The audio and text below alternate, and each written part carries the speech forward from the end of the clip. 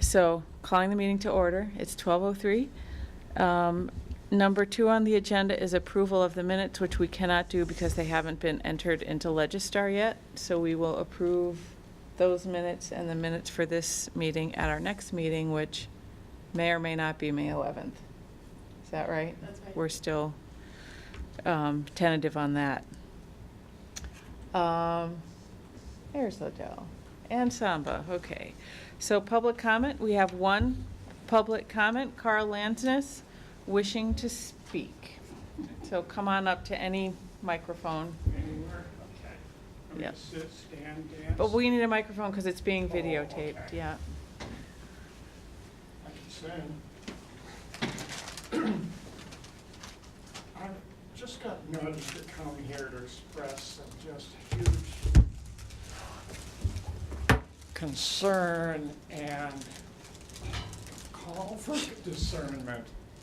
In my own experience, when my company, Hewlett-Packard, started putting in surveillance systems and cameras, it totally and slowly changed the culture from a very trusting, open, caring, contributing culture to one where people, including me, no longer felt trusted. And many of us, knowing that we were being watched and judged had an adverse effect on our willingness to do and be more and do self-policing, self-surveillance. For some of us whose freedom is more precious than life itself, it encouraged some of us to rebel and find ways around the system and the surveillance and judgments. So I just offer that as something to think about as you go forward, and deeper questions to ask. What's really going on beneath the actions that we're feeling a need to survey? I know that our rational intellect and mind can rationalize all kinds of reasons, but this is a deeper issue for me, and this gets down to heart and soul issues of what it really means to be and how to relate. And I believe there are ways to ask those questions and involve people, including those being watched and judged in the process, to find ways to all of us to rise higher, to want to contribute, to want to be more, and maybe even consider the laws and rules and judgments that are being broken as maybe they are the things that need questioning more than the people breaking the laws and rules. This country was formed by breaking laws and rules. Consider that as we go forward on what's really important here. Thanks, Carl. Thank you. Does anyone have questions? Samba? Yeah. So, Carl, why do you think the discourse? What drove the fact that the Hewlett-Packard started installing all these cameras? What drove the beginning of the cameras? The Or discourse? drove the change in the culture after the cameras? Yeah, mainly the trust. Why do you think there was no trust? I am still speculating on that. Many years later, this was decades back. I believe part of it was a change in some beginning of changes in the culture where a few rules were broken, small rules that certain people in management, and tended to be new people and people based on fear and judgment initially, were quick to say, oh, we've got to come down. These people are wrong and bad, their actions are bad, and we have to watch them, judge them, punish them. And it's a real seductive reaction.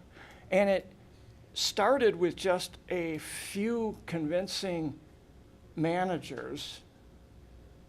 And it wasn't too bad at first, to where it slowly snuck in. It wasn't like a big, massive change. It happened in many small steps. And I didn't even really recognize it until it reached a certain threshold point for me. And by that time, it was almost too late. So you do know that there are surveillance cameras that exist right now. Do you know that? Here In the city? in the city, Yeah. I know some, I don't know all. Okay. So how do you think this committee can address your concerns? Good question. Comes into a lot of the things I've testified at other city committees and at council about challenging we the people to rise higher for more self-examination, self-improvement, self-policing, and selfless service as opposed to pointing fingers at somebody else as the problem, whether it be a lawbreaker or the police or the people making the laws, enforcing the laws. I'm really concerned when we start pointing the fingers out there instead of looking in here about what's this action or person that's triggering me. What are they reflecting in me that needs looking at, and where's the hidden gift or growth opportunity in that action? My survival now is where's the gift and opportunity behind the outer actions at a deeper level. Then I find win-win ways to connect at this level. And it's a long, hard, humbling process where it's real quick, it's real easy to point the finger. But I had a personal experience in my neighborhood with, Sebastian, the grandson of Sid Boehm, out screaming in the street every night. And very easy to call the police, but what he really needed was love and empathy and courage to face and embrace the pain behind his rage. Okay, thank you. Liddell? Hi, Carl. Thanks for coming. So are you talking in terms of concern primarily about surveillance in the workplace or cameras in public places? Everywhere. Any type of surveillance that's built on judgment and assumptions of good and bad. Anywhere. And So, it's a tough one. yeah, I'm going to ask about specific in District 2. Just last week, I want to say, a crime of sexual assault was solved because of the presence of cameras in public places. This was somebody who, this was not the first time that there had been an issue like this. Help me understand where you might be coming from on something like that. This person is not out doing this now. How would you comment about that? That's a tough one. This is where I go out of the box and into my heart and calling for help from upstairs. As a recovering left brain analytic, this is too big for me to think my way through. I've had to find connection with some higher perspective through some type of holistic, spiritual, or mindfulness practice. Say, help. What's going on here? What's needed here? What's my role? What's the most life-serving, soul-serving way? And it's hard, humbling, and I have to treat every situation uniquely. With that particular situation, I would have to spend time to answer, because I'm not saying there's black and white answers here as far as yes or no to surveillance, as well as the rest of the process in terms of prevention of the needs for surveillance or the needs for enforcement, as well as the post-incident process of how do we connect with all the stakeholders involved, including the offenders and, well, the so-called victims and victimizers, as well as the various city stakeholders, because for me, and this is an awkward thing, only by looking at life through different lenses and different beliefs have I found any semblance of sanity. And I no longer believe in the concept of helpless victims and victimizers. There's what I call laws of karma involved, and laws of attraction and subtle energies that I can frame in scientific terms, but there's other forces involved, and I can't do this on a mortal intellectual level anymore. Okay, thank you. It's a tough one. Anyone else have questions for Carl? Okay, thanks, Carl. Thanks for coming. Next up, we have Phil Gadke from Metro giving us a presentation on their video system they have in Metro facilities. Phil? My name's Phil Gadke. A few faces. That guy and Alder Zellers, I believe we've interacted before. My role at Metro is, well, technically my job title is Operations General Supervisor. I work in the operations unit at Metro, and I work in safety and security. So my job is investigating all of our accidents and incidents and things that happen on the bus, along with driver training, you name it. I'm pretty much involved somewhere at Metro with what's going on. So when I was asked to do this, I thought, well, I'm going to make it as simple as possible. I thought, well, we could get into all kinds of technical stuff, but I don't think that's really what everybody needs. Our video recording systems aren't anything special or spectacular that would set them aside from anything else that's out there. So I thought I'd just go with what we have, what we use them for, and how things work and who we share them with, and where we store our clips and things like that. So to start off with bus video, our current vendor is Radio Engineering Incorporated, REI for short.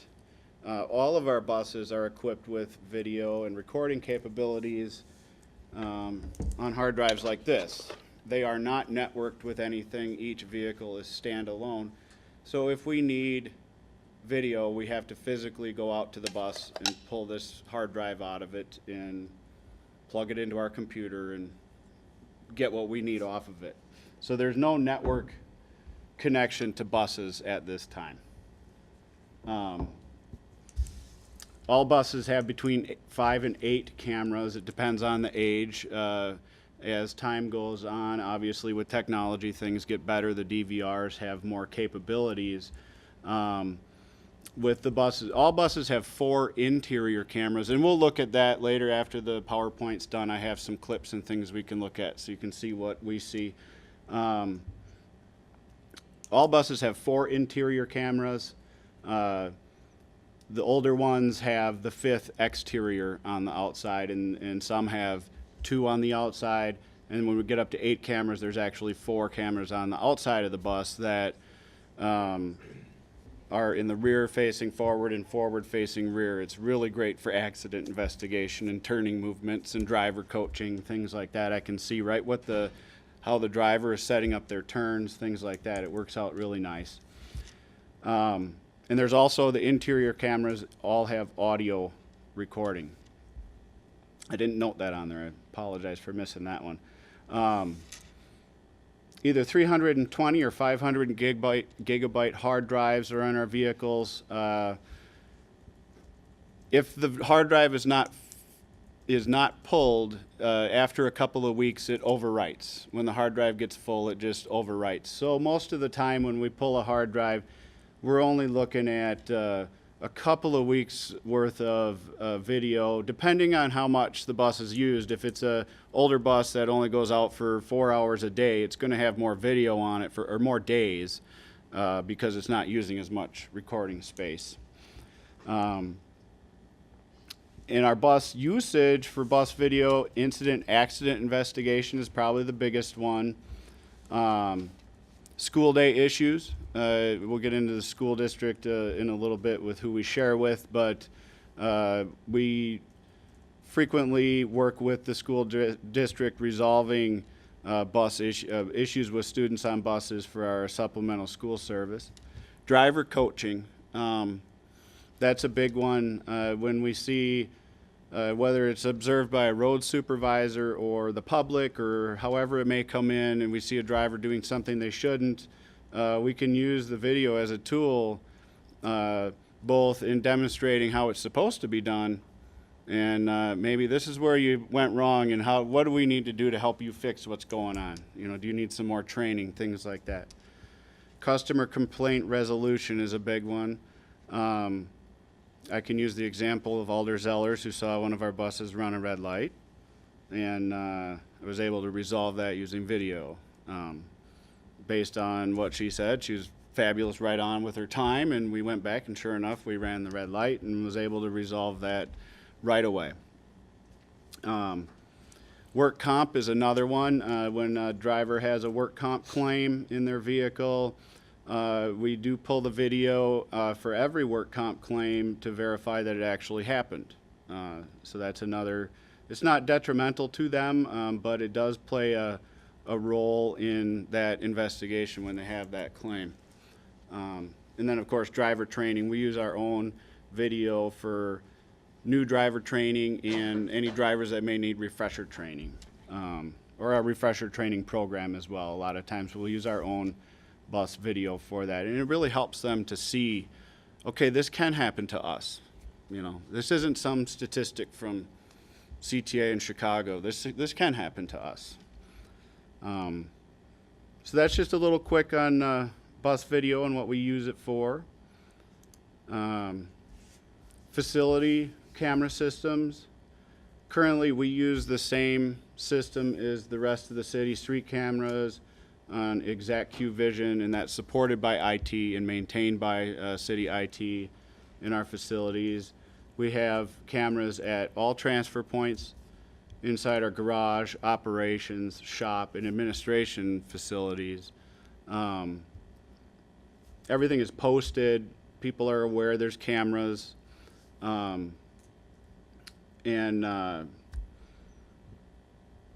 Some of the usage for those cameras, we've got transfer point incident investigation, fights, things that, you know, unfortunately there's sometimes drug deals, things that go on at transfer points. We work with PD on, and the cameras have made a real impact on the overall safety of our transfer points and incidents that go on there. So are these cameras on the same system that like TE cameras are on? So They are. they could be seen. It depends on your General. credentials. Right. You right. know, I have access to all of our cameras, but I can't look at Monona Terrace. You know, we're all on the Right. same, you know, parking utility and parks department. It's all on the same system, but you only have, like, we only have credentials for ours. It makes it nice for example, a transfer point incident. A responding police officer may want to see right away what's going on. I can clip that, and it works on their computer, you know, things like that. Even though they may not have that credential to come in and look at our facility cameras, they can get that video right away from me. Okay, thank you. Just Go ahead. clarification, you said it's on a system. I just heard you say it's not on a system. You have to physically pull it out. Oh, Just the bus buses. bus camera, Yeah, bus camera. bus footage. This is Buses are all standalone. facility. It's got its own DVR in the bus. It's just not connected to any network. The facility cameras are on the Okay, same gotcha. network as other facilities in the city. And like, I know that the retention on that footage is 14 days, just along with all the other camera type. Why is it Storage. 14 days? That's a city IT thing, with the facility cameras. It's a space storage issue. I mean, with so many cameras, there's only so much space to store, and it overwrites after 14 days. I think the minimum that we went with our new ordinance for convenience stores is 15 days. I think that, wasn't that the magic number that the city attorney's office and PD came up with? So- That I'm not sure. I know that the IT enterprise cameras, I think, have been on 14 days for quite a while. Okay. Yeah, that's out of my realm as far as the storage retention on the city supported facility cameras. In our usage, we don't monitor anything but transfer points live. There's times where an operations supervisor, our radio dispatcher, will bring up cameras.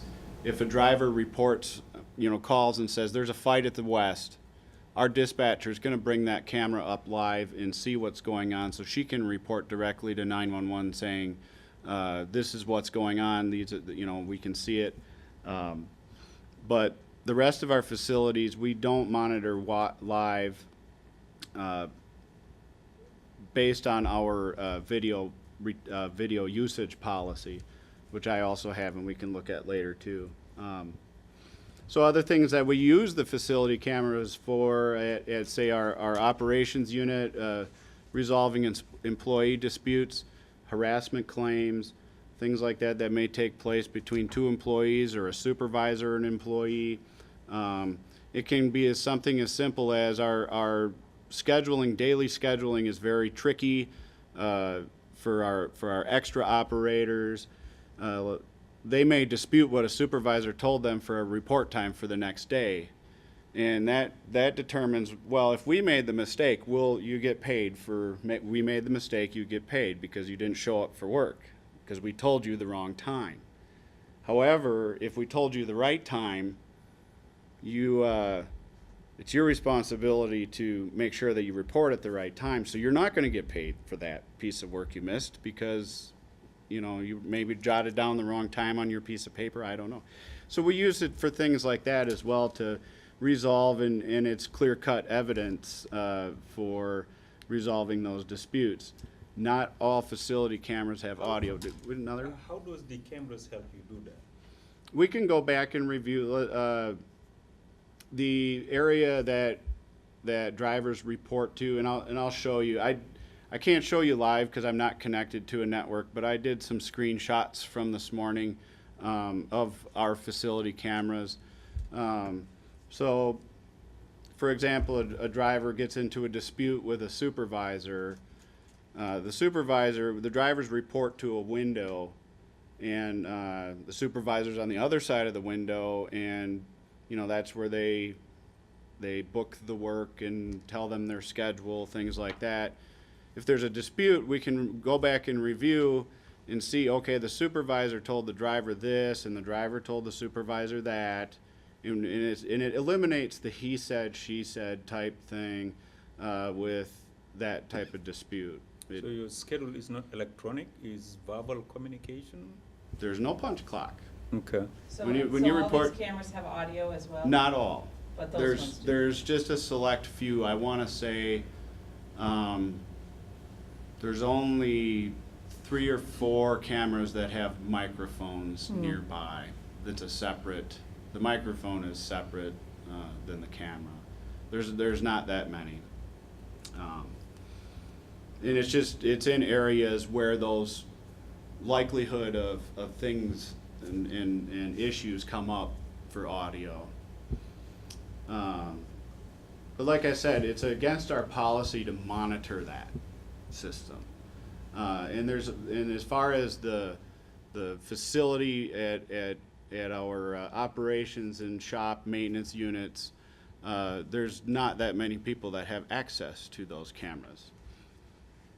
And again, garage accidents, there's not that often, but we do have garage accidents that happen, and it can back up what we might not see on bus video, and work comp claim again for maybe a slip and fall in the hallway, things like that, or you name it, you could imagine it, that may happen at any facility like ours. Storage for both bus video, well, bus video is stored on a dedicated server that's maintained by city IT. We utilize SharePoint to organize our video clips. So when we have a bus video of an accident, we can put it in the accident category, or a customer complaint category, or a slip and fall type category. It makes it more organized than just having a whole bunch of file folders all over. That's what our structure was before, was file folders and dates and names. It just got very, very confusing. So City IT last year developed a SharePoint website, and I can get into that a little bit. I have an example of SharePoint to look at as well once we're done with this thing. And video is stored in accordance to Metro's video record retention policy, which we just developed last year, or put into place last year.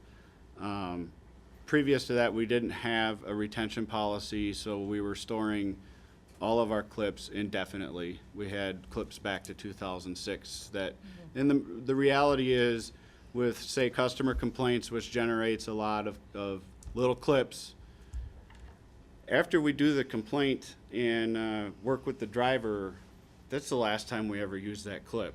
So why hold on to it?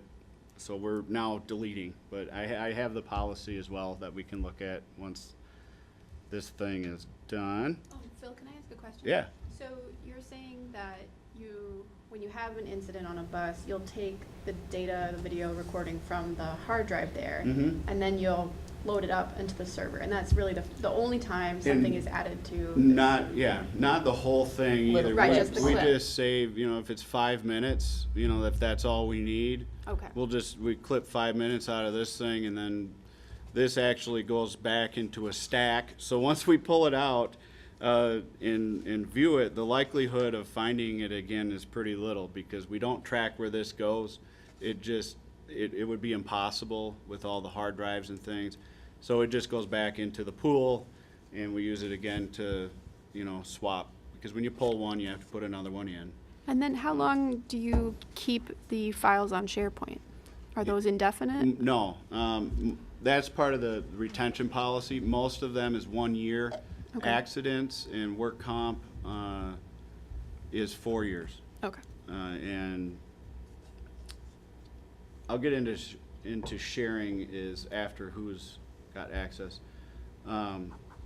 So who has access to video? Operations and maintenance supervisors have access to bus video and transfer points view and review only. They cannot save anything off the transfer point cameras. And they do not have access to our operations and maintenance and admin cameras at all. So general operations supervisors such as myself, and there's one other gentleman, his name's Jim, he's my coworker. He has access to all of our facility cameras as well as bus video. And Jim and I can save facility camera clips.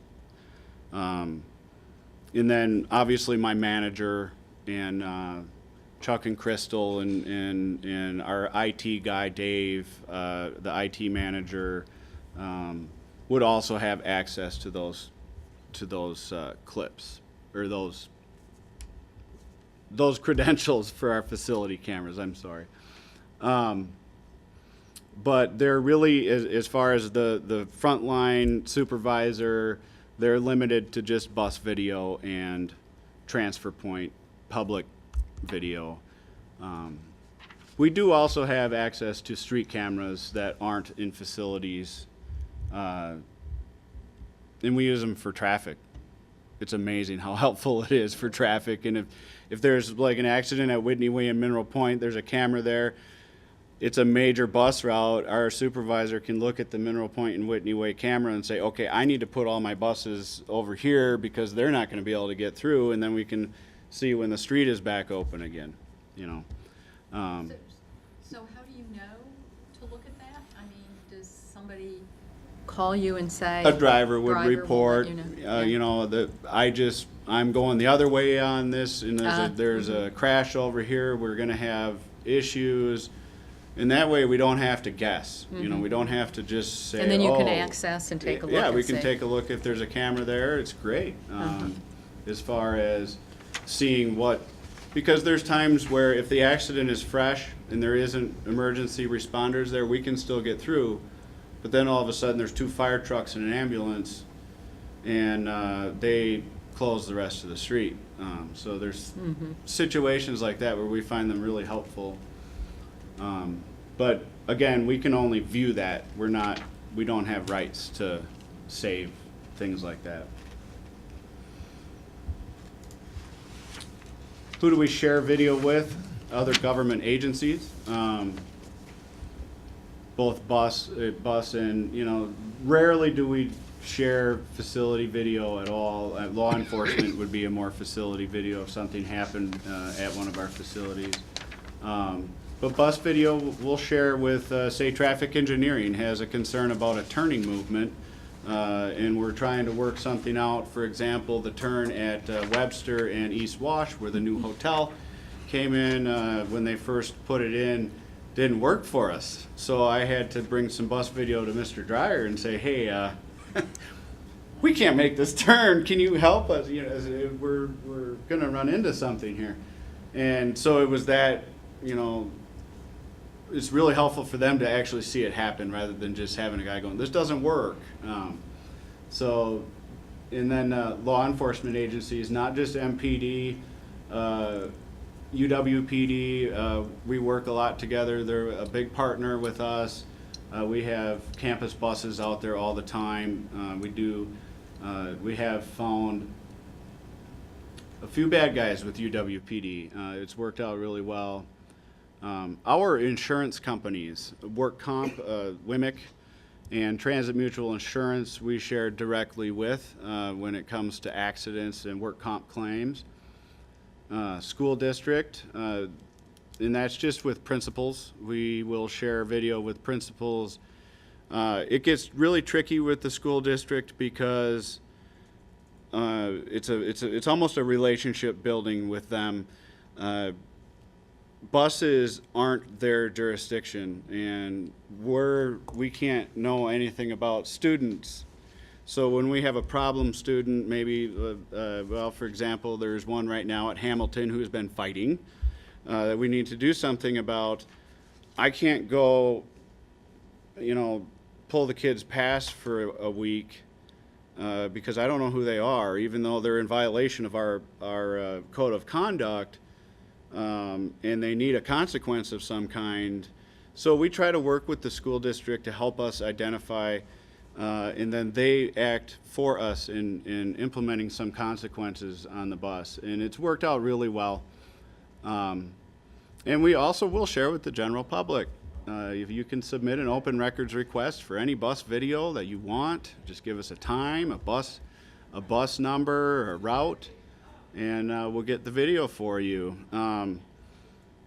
Unless there's a few things that we would not share is again a bus full of minors coming from a school. Let's say 2 kids got in a fight and one mom says, I want that video. Hang on a minute, these are all minors. There's a whole nother plethora of regulations with minors that we have to be very careful with, and we leave that up to the school district. Anything that has an open MPD investigation, we don't share without checking with MPD first to make sure that it's okay with them, because we don't want their evidence getting out before it should be. So you said for the schools, you share the video with the principal. What happens with the school board if they want the video from you? The school board? Yeah. I would imagine they could request it. I know we would be, and I'm not the person that handles all we have a records custodian that handles all the open records requests. But I would imagine she would check with city attorney's office and say if it's a security issue, Joe Ballas with the school district to make sure it's okay that gets to that level. But we're generally very open with whatever I mean, even if it shows our driver badly behaving, media. The media wants a clip of something that happened. We'll get it out to you. You might have to wait till MPD is done, but it'll likely be out there. Okay. So, Thank you. and that's pretty much it for what we've got. Is it any other questions? I've got some examples we can go through once I get this stuff out of the way here. I just have two questions. One of them is on the buses. How are their videos or their cameras triggered? Like, what make them start recording? They're always recording. The ignition, when you turn the ignition on, it fires up the DVR, and they're always recording. How much access does the driver have to the None. No access. Mm. Okay. So you said some of them have between 5 and 8 cameras. Do they come inbuilt, or you can improvise this yourself? They come as part of the bus build. They're already installed, Okay. but it's not like a car where it's integrated into the car. It's a separate system. We can do whatever we want with cameras. We just tell them how Okay. we want it. We have a couple of pilot buses with new systems out there right now, and I have a video from that too we can look at that shows what the latest and greatest technology is, and some of the camera angles that we're piloting. And there's 12 cameras on the bus, so where are we going to put them all? So we piloted, okay, well, let's try some new angles because some of our older ones have blind spots and things like that.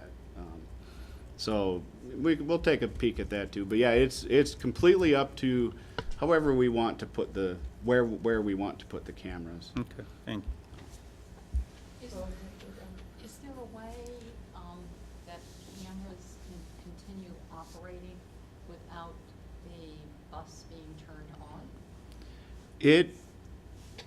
They run for a period of time after the ignition is turned off, maybe 10 minutes, but we would run into battery issues if the bus was off for an extended period of time and they still ran. I was thinking of more like 5 minutes or so after. I can't help but think about our idling ordinance and yeah. being able Well, to there's other turn off. systems that we can't shut off. I know. Yeah, I yeah. know.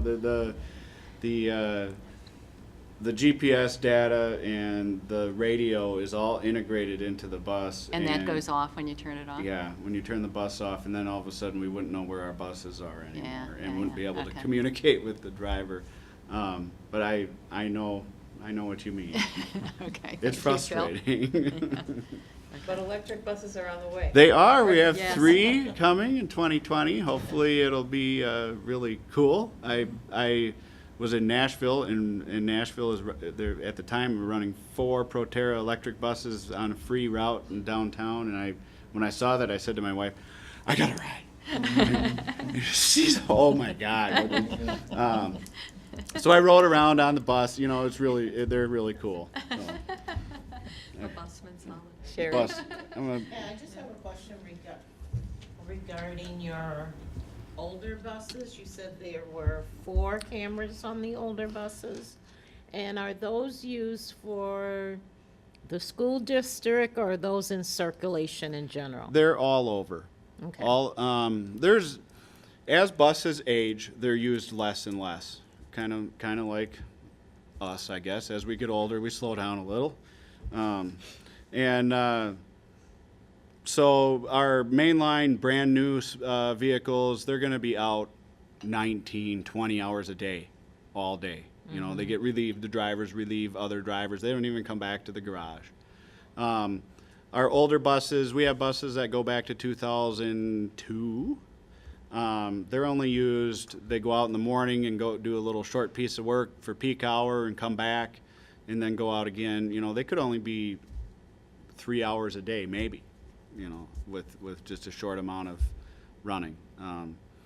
So yeah, they're And they're equipped with the same hard drive? mhm. Okay. Any other questions before we get to the cool demonstration? cool stuff? Screenshots? Okay. Let me get out of this thing. Oh, it didn't like that.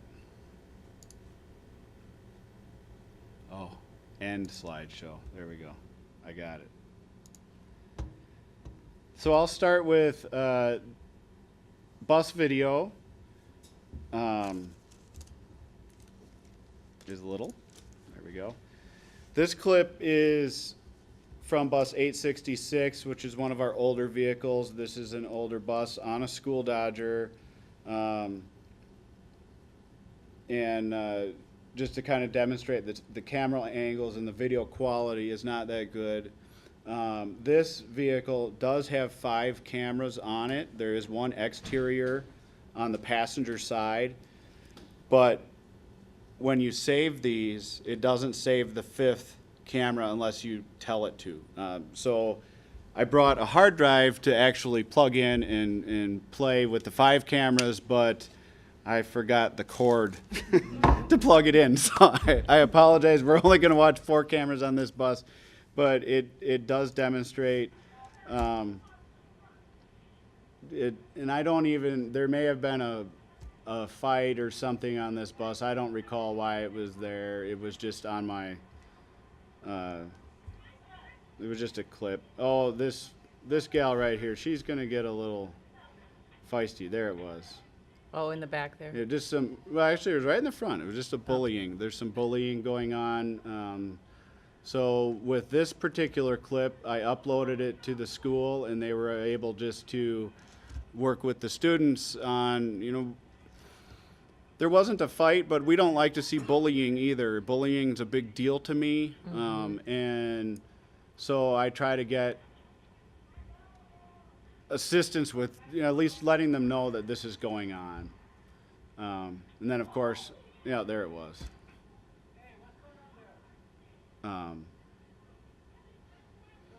So that's what an example of a school district incident may be. It's pretty small. There wasn't anything too crazy going on. But again, I had to tell the driver, don't let kids sit on the rack, guys. But is there any questions with this one? So what can the driver do about situations like this? In a scenario like this, the driver can, we don't want them getting involved in a fight, because sometimes even middle school students, they're not trained to break up fights. And I mean, you get 2 or 3 students, all of a sudden they're attacking you. And also that severs the line of communication if all of a sudden the driver is in a fight. So in a scenario like this, was very quick. The other student got off the bus. He just filled out a report that it happened when he got back to the garage to let us know. But if it was a fight or something going on, they're trained to call. I mean, yell, stop, you know, but unfortunately, we can't, we have to think about the entire group of students, not just, it gets really tough for them sometimes. Would they call the police? I mean, would they have you call the police if there was a student fight? It's Or variable. a fight in general? It's variable. Most fights are very quick, and they're done before police can get there. Sometimes a road supervisor, if they're close by, would respond instead. If it's something that's not completely out of control, we may just have a road supervisor go. This time of day in the afternoon is very busy for PD. They may not be there. I mean, depending on what is going on, their response time, if it's just disruptive behavior, their response time could be 5, 6, 7 minutes. So a lot of times it's just easier for us to send a road supervisor first, who's more equipped to handle scenario and can report directly to the dispatcher quickly. But it's kind of tough sometimes with busfuls of I children. think you need my mother. She's welcome to ride. We cannot provide school bus service, so this is supplementary to the main line. It's open to the public. You could wait at the school and ride with, 40 kids if you want to in the middle school. Well, she knows how to shut things down. I would That's all. appreciate that. I would appreciate that. So that's an example of our oldest type style, and that's this older type hard drive. And then this is another clip. The driver's killing some time here. I think this is this looks like a, what route is it? I can't quite tell. Some middle school route looks like. It's bus 141, but I can't tell where he is without, so you can see here, there's more camera angles. The picture's a little bit better. Oh, I gotta click to get sound. Oh, he's at Hamilton Middle School. That's what this one is. So the clarity is a little bit better. This is just students boarding the bus. The interior camera angles are all the same, but you can see back here, there's a blind spot that we're trying to eliminate with some new camera angles right here. And then exterior, like I said, these are very helpful for accidents. And it also, when we have a passenger slip and fall or trip coming out of the bus, it's another angle to see that happen. Was the driver next to the curb like they should have been? You can figure out those causative factors. Pretty simple stuff.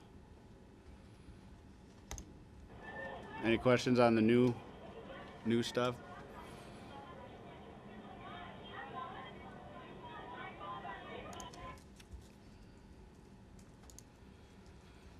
And quickly, our facility cameras. I know I'm running long here, guys. I didn't think it'd take this long. Never mind, I'm not going to play that. That was our new pilot bus that won't work because of an app blocker. I put it on my desktop, but it won't play. So the facilities quickly, this is, because I'm not connected, I can't bring up the live view, which I would normally have done. So I did this just in case I couldn't get connected. This is just a screenshot of our 1101 facility cameras. It shows our parking lot, the yard, what we call the yard outdoors. There's staged buses, a lot of hallways. This camera view right here is our cash room. That's where all the money's counted. The people come in and count all the dollars out a few times a week. There's a lot of garage. And I was talking about this window, the window with the driver disputes, that's right here. So the supervisor's right here, driver's report on the other side of the window. There's a lot of miscommunication here. So this particular angle is very helpful for resolving that he said, she said stuff. It works out really well.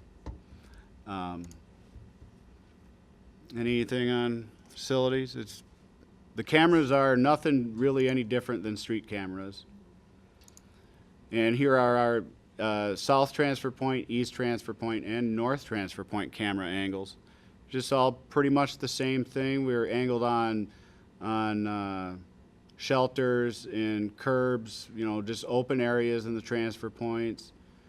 It's also helpful to see what buses are there when they're supposed to be if they're not quite up on GPS. You can see who's there and who's not, things like that. So. Did you say so there's no west transfer point cameras? I couldn't fit them all on my I see. screen. Okay, but you have them. The west transfer point has, I want to say, about 10 cameras Okay. there. South transfer point has the most at 1, 2, 3, 4, 5, 6, 7, 8, 9, 10, 11, 12, 13, 14 at the south. Mm-hmm. East and north both have 8. But South had historically was our biggest calls of service, biggest problem area. So there's a lot of angles there from just trying to resolve the issues that were going on down there. And it's made a difference that in our security officers every afternoon. No thanks to MPD, they're awesome. But again, I hope I didn't take up too much of your time, guys. This is way longer than I thought it would be. No, we really appreciate it. We appreciate the detail, and I think I speak for everyone when I say that, yeah. If you Yeah. want, like I said, we have a surveillance policy that we developed this was done by Ann Gullickson in 2009, and then it's just been updated every year. And when Ann left, we kind of forgot about it, but nothing really changed until this year. We train our supervisors and people who have access to this on this policy, and it's really, it lines up with the current mayoral APM on usage, and I can share that maybe with Heather if you I guys think are we already interested. have it. Oh, do you? Oh. Yeah, Verify that, but yeah, we should. yeah. Yeah, and we're really interested in that and your records retention, because that's what, some of what we're discussing in writing a citywide policy. We'll want to see, you know, best practices that are already in use by agencies and Sure. really Yeah. read from everything that's I'll get out you this, there. Heather. I don't, we don't this have is that. new, so this is our retention, how long each category is retained for. And one other really quick thing I forgot to mention is So that sharing was on the clips that you the said? video clips. Those turn into the record. They're not Yeah. records until we clip them off of here or off of the exact Q-Vision system. Okay. Just on sharing real quickly, and we do this with MPD. Hamilton Middle School needs a video. It's too big for me to email. So Nicole, the assistant principal at Hamilton, I just say, okay, I uploaded your video, and then she can go on here and get it. It's a really, really quick way of sharing. And our whole storage is based on SharePoint. I can't get at it because I'm not connected. I could connect wirelessly into this, a different kind of a backdoor way, but the security on our actual storage site wouldn't let me sneak in from outside. So, yeah, somebody needs to leave. But I just want to say, Phil's I done. think it was Yeah. it was a very good presentation, and I hope the police, particularly, and IT will follow suit. I mean, what we got from IT the last time was just not good. So I hope, you know, when they come back next to present, that it meet at least some standard like this. Thank you. Thanks, somebody. So, Go ahead. Yeah. just in general, about how many employees of Metro then have access to? We have 17 operations supervisors. Like I said, that group has access to the bus video and transfer point footage. The maintenance unit, 5 supervisors Yeah, I'm over just there. trying to get an idea. Yeah, That's some. fine, yeah. And again, those have the same rights as the operations supervisors. And then for people like me and my coworker and my manager, I'd say maybe another 6, 7 people, maybe 10 have access to all the facility cameras and the save rights and things like that. Okay. But you know, it's a big deal for us that we don't surveil people. Uh-huh. It really is. And I know that's a big concern, and it's a concern with the public. Nobody has time. Right. You know, right. and I don't want to argue with the union about why I pulled video. We've been able to establish a good enough relationship where they know I don't have time to pull video and just Right. watch it for no reason. There has to be a reason for us to be pulling these things and for us to be reviewing facility cameras. We just don't have that kind of time. And so, is there any 1 or 2 people who know when these are being pulled? Oh, I'm always aware. So As you far would as always bus know. video, yeah. You'd always know what and why. When in our this little happy face on my desktop is our customer feedback database, and I would gladly, again, I'm not connected, so it's hard. But inside that database is where when someone fills out a form online or whatever, it goes into that database, and it's all every day we're in there reviewing what's coming in and working through whatever might be coming in. We always indicate if we pull video for it. So every accident gets a video pull generally.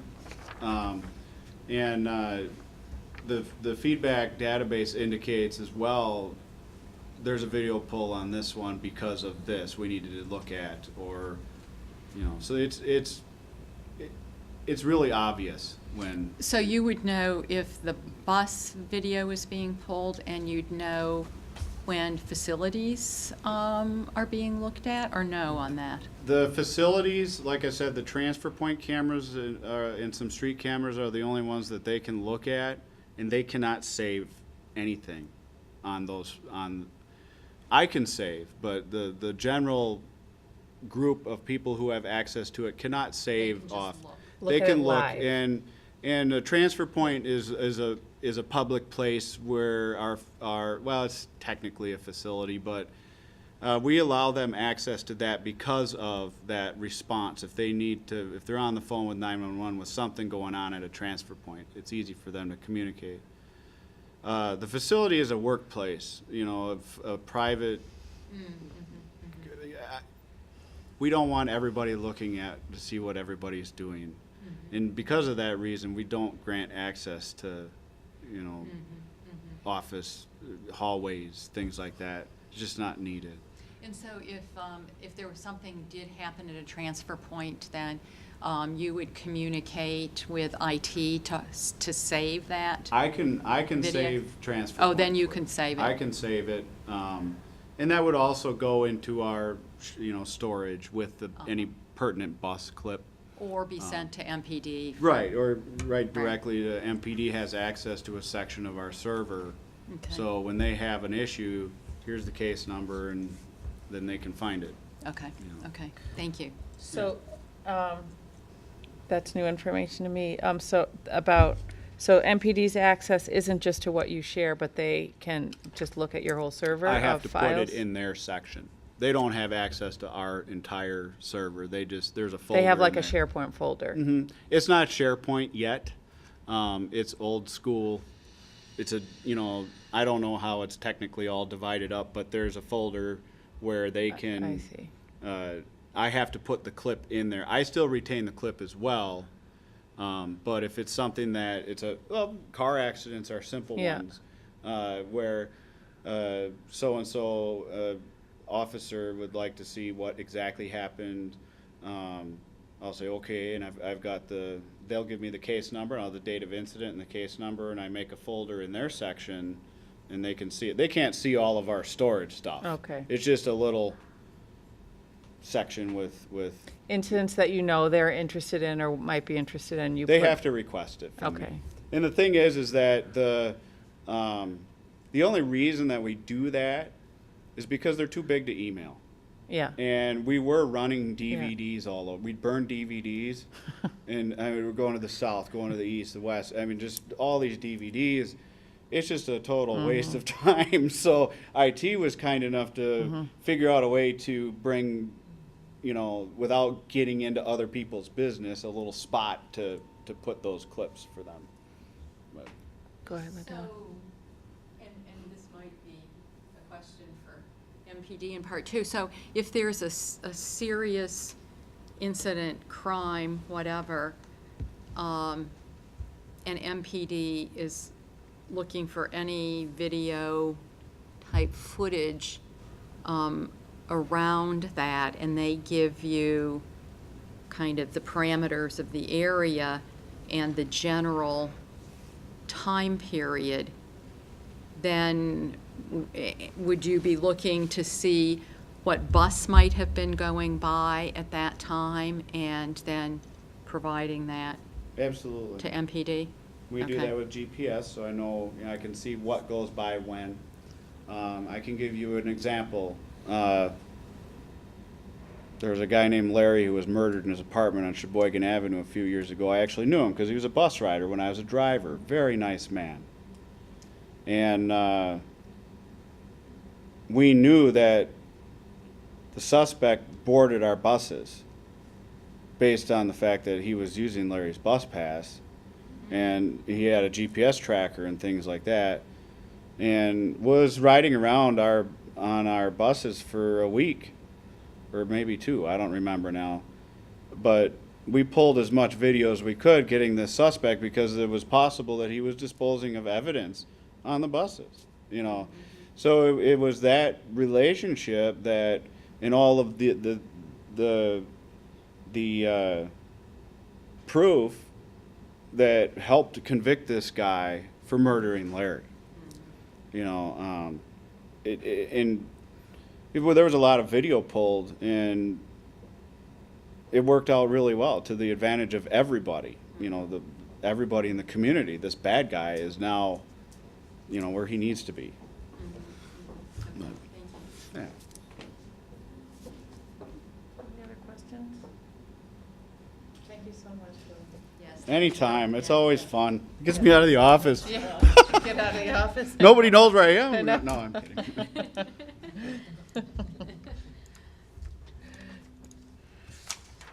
Okay, so next on our agenda is finalizing the survey.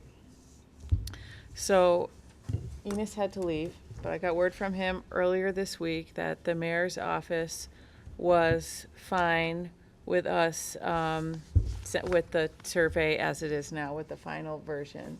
And that the mayor will send it out to his agency heads.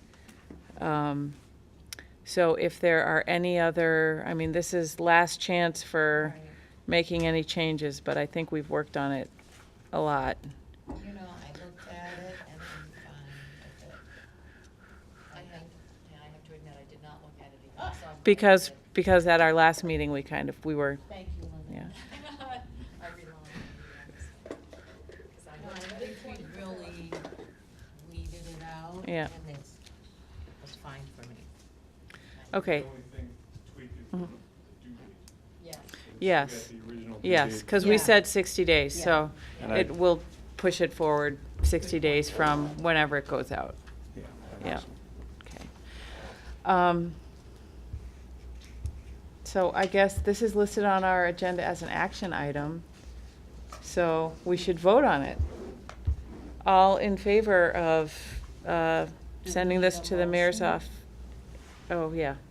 Make So it. I move that we submit the survey to the mayor's office For distribution to for agencies. distribution to the agencies. Second. Any discussion? All those in favor? Aye. Any opposed? Passes. That will happen. Heather and I will make sure that gets done. And the last and meatiest, well, that was pretty meaty. Phil's was pretty meaty, but no, it was great. Item on our agenda is looking over the surveillance policy outline, which is in no way complete, but does include comments from Vic and from Marcy. Is that right? That's right. And Heather, do you want to say anything about what's in front of us? Well, sure. We made some updates.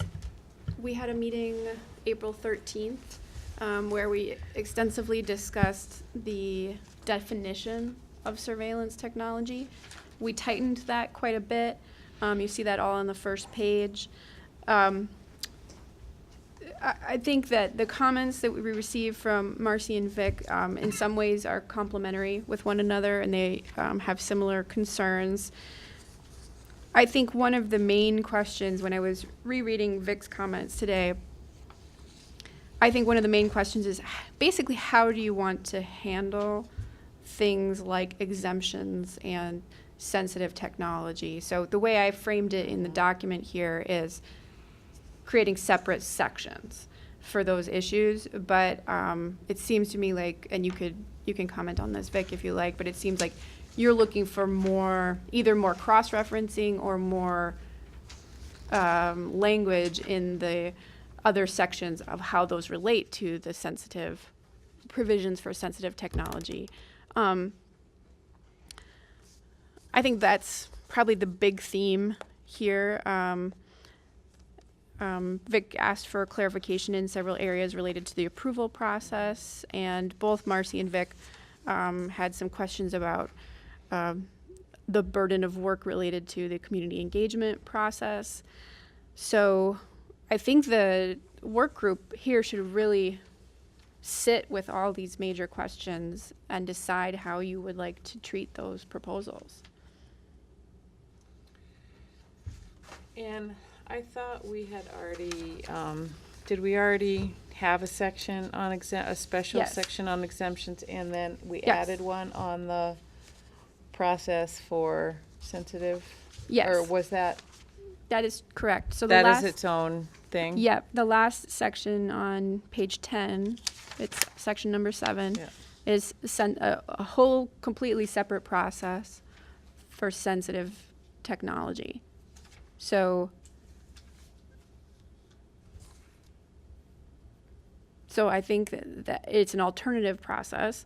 So Marcy's asking here, does it mean they wouldn't comply with all the above? And that's correct. It's a different process. Yeah. So I think those are the major themes. I don't know, Vic, if you want to chime in, or Sarah, if you're interested in talking about this at this point. But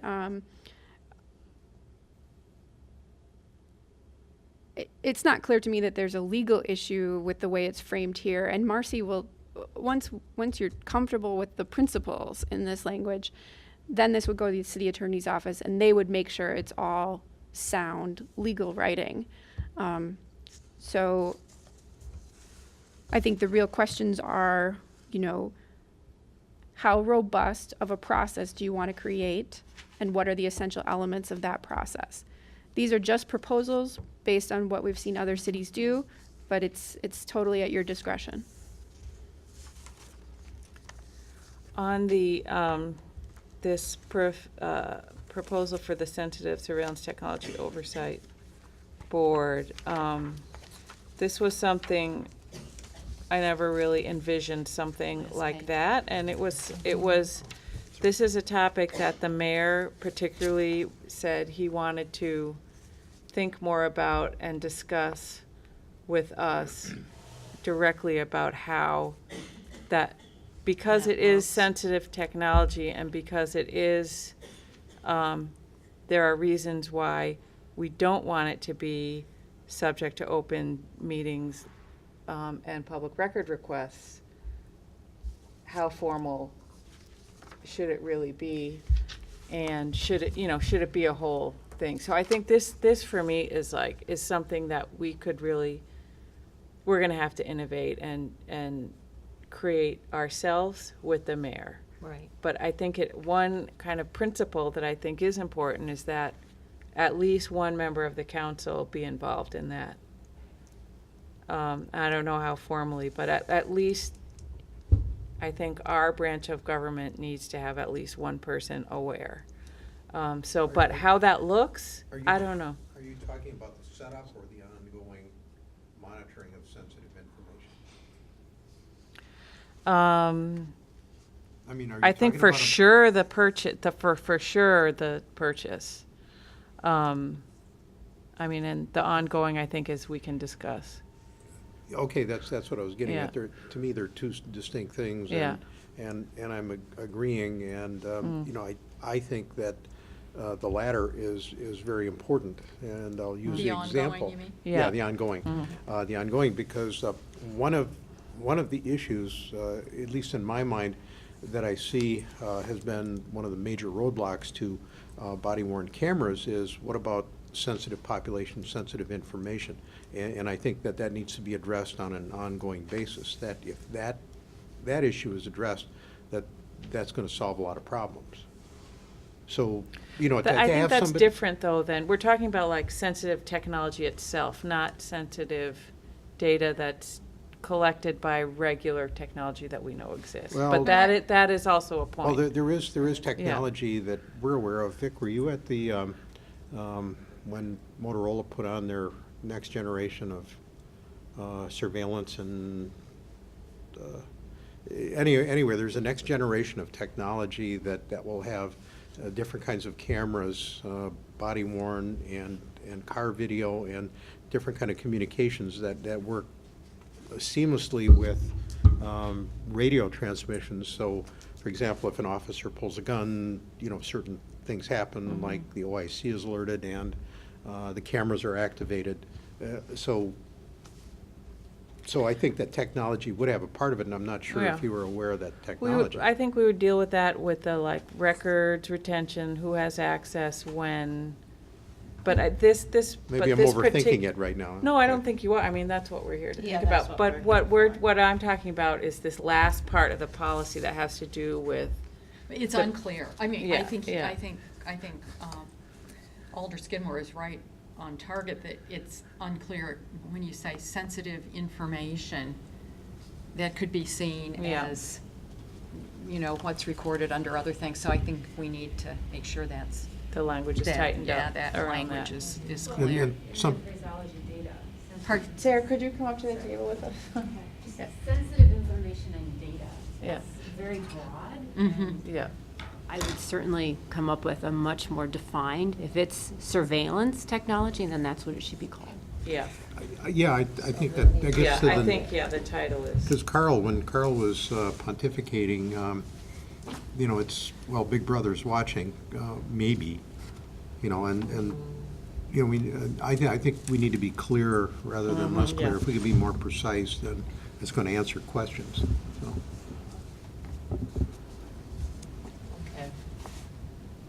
Yeah. So I the mean, title even- is misleading for And this so is the section. definition, I Yeah, think. yeah.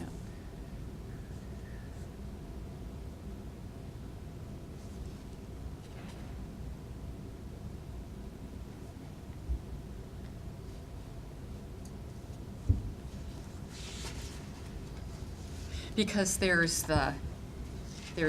what might be, let's just use cameras, the information that is recorded that might be sensitive, but there's then the technology itself and how it's being used that may be sensitive. So those are two it seems to me, very different things. Yeah, and in my mind, this section doesn't cover the first part. First one, yeah, I agree. And it But it's doesn't. unclear, yeah. But it is Okay, unclear. that's kind of where I was going with it. Yeah, yeah.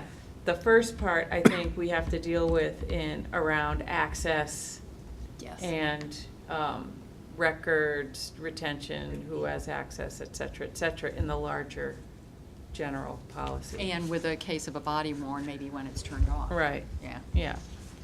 Yeah, use, yeah. Mhm.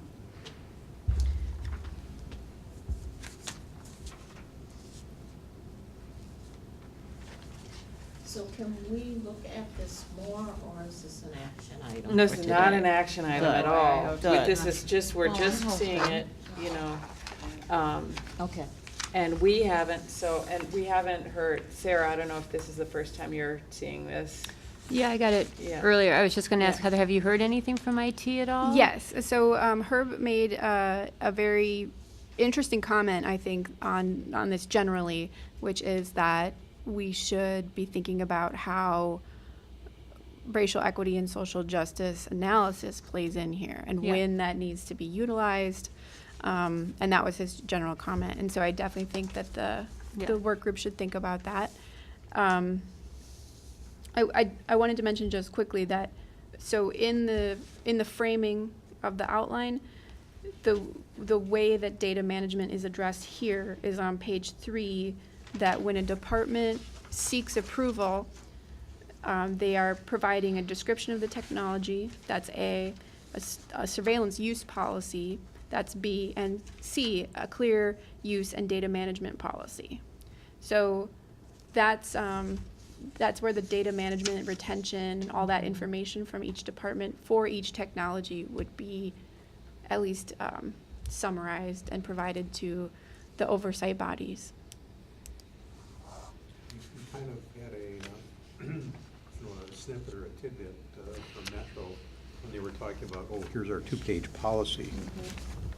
So we could compare that with item B, So, does it meet all of the criteria? Right, right.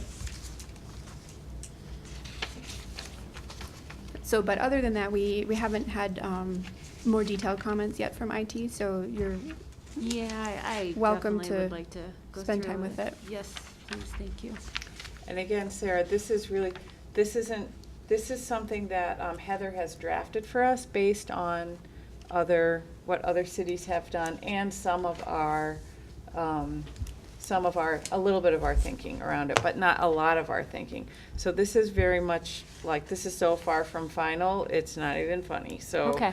we, right, I mean, Preliminary working it's draft. very, it's a Yes, preliminary yes. working draft. And I think our approach, this work group's approach is to get the comments from staff Yep. who are really going to be most impacted by this policy. And then we will do the work of really considering that and figuring out, figuring out how to write it from there. Yeah. It will be iterative, very iterative. I Multiply, think. Yeah. And I think that the survey that's being done will also help Mhm. inform That will then impact it. how we look at this. So we'll Okay. get to a certain point, it seems to me, in the iterative process, and then probably want to wait until we get back the responses to the survey, is at least the way I'm picturing Yeah. it. Yeah. Which will be, 2 months from now, at the earliest. Are you asking on the survey if agencies have their own policies? Yeah. Yes. Okay. Good. And if you haven't seen a copy of that survey, I think you may have sent Or- to me, I yeah. just yeah. Yeah, I'll get you, I'll make sure you perhaps have not that. had a chance to, I've had a lot sent to me in the last couple of weeks, so I'm still catching up on everything. So just for the record, we've got the draft policy, and we have two sets of comments, one from Vic and one from Marcy, is that correct? And Vic, are these your personal comments, or do they reflect the department? Or is this gonna go out to others, or? I'm just asking. I haven't distributed this internally at all. This is just my review Yeah. of it. First off, I like the format of knowing that. I had to guess at first, well, I know that one was from Vic, and who's the other one? So, Marcy, yeah. Yeah. okay. And I mean, I appreciate myself that it hasn't gone out to a lot because it's too early. And we need to think about your comments and get things before we go to another. Yeah, there's So some anyway, things yeah. right away that are just simply not legal. Much as I would like,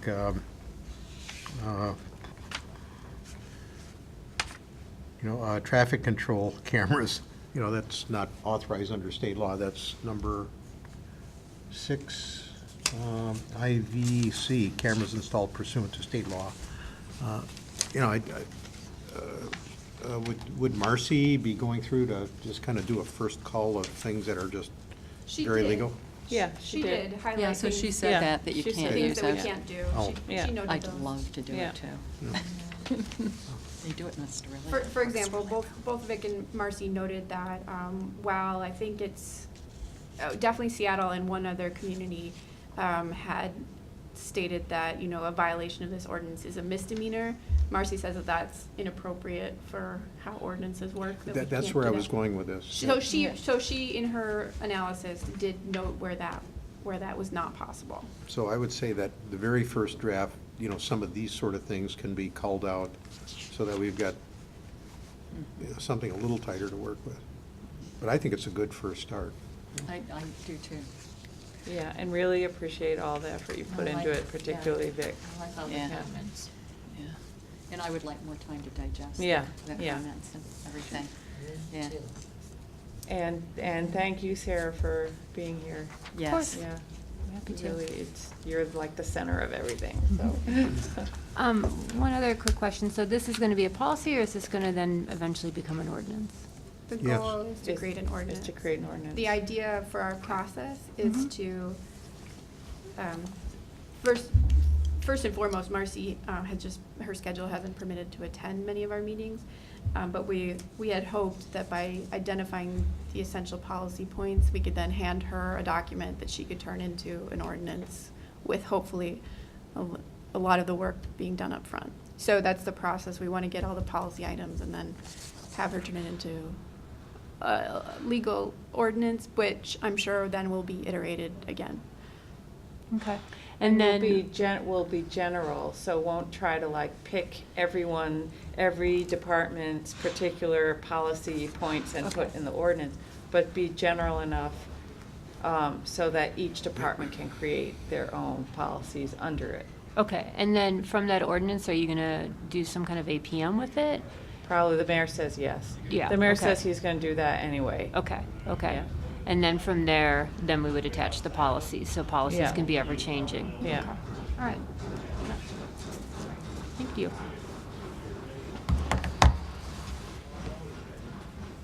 Yeah, sorry. Just to add to that, yeah, in that sense, while this is much more I wanna talk to you extensive, it for does a build minute, on the just current after. framework that each agency develops Right. its policy and submits it. But what this does is formalizes criteria for the policy and adds a lot more bells and whistles and details. But it's not super dissimilar from the framework we've set before, except that it strengthens the accountability measures. Okay. Okay. Okay, so Sherry needs to go. I think we are done with this. We have next steps. Next steps are Heather and I will work on getting the survey and the cover letter to the mayor's office. And we all, for homework, will really read these, come up with our suggestions about, what to take out or fix or change. Are we going to get another presentation? Yes. Yes, we're hoping to have CDA and or water utility on May 11th, but I believe you're not attending the May 11th. Is that the one that's at 2:00? Yeah. Right. I would be able to get here by 2:30. Oh, Because I oh. adjusted some things, so. Oh, okay. Oh, Well, good. that's good news, because, Yeah. Samba won't be able to. Two. I can move the schedule. Okay, and you can be a May 11th? So it's only. So it's just Samba then? Samba who's out of town that Okay. day, but since it's being recorded, he can see it on Yeah, video. yeah. So I'll get here as soon as I can, but I'm Oh, pretty that's sure great. I can get here by 2:30. No, that's great. Okay, Thank you. Ken, thanks for setting those up, Yeah. Heather. And then the next meeting we'll have TE or, we're just going down the list and having as many as we can each meeting. Great. So that next meeting, May 11th, will be in the council chambers. Okay. I'll try to get It's that it's on. it's nice. If you have a very late afternoon Friday meeting, you can actually get that room. Okay. Which is a little bit better for City Channel. Yeah, and so I guess we'll have to doodle the following meeting because we don't have anything scheduled past May 11th. Okay. And the sooner we get the Yeah. next bunch of meetings on the calendar, the better. Would you like to make the motion? Yes, I can send you the PowerPoint that Herb presented, and then maybe we can talk about what else the work group's looking for. Sounds good. I move adjournment. Second? All in favor? Aye. We're adjourned. Thank you guys for being here on Friday afternoon. Send me an email, thank you.